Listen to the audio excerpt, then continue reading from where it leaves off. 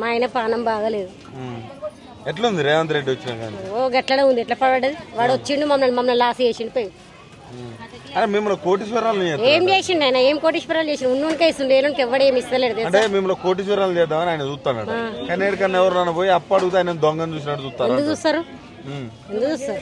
ఇంకా మంచిగా చూస్తే ఎందుకు చేస్తారన్న? మళ్ళీ మహిళలు ఓట్లు అయితే గెలుతా అంటుండే. ఏమి వేయరేయమని వెయ్యం. ఎందుకు వెయ్యం? సన్న బియ్యం ఇస్తుండే, ఫ్రీ బస్. మాకేమి రేషన్ కార్డు బి లేదు. 25 ఏళ్ళే నాకు పెళ్ళి.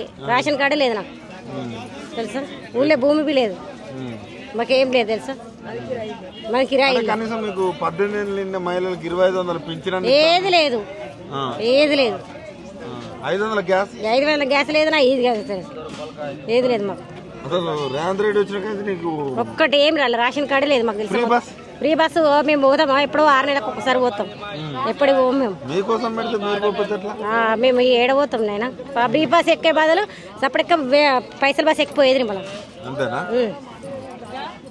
కొట్టుకొని వస్తారు బస్సులలో.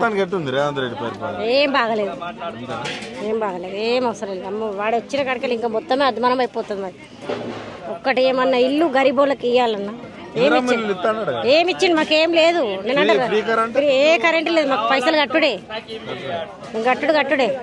నెల నెల బిల్లు కట్టుడే అవుతుంది మాకు, తెలుసా?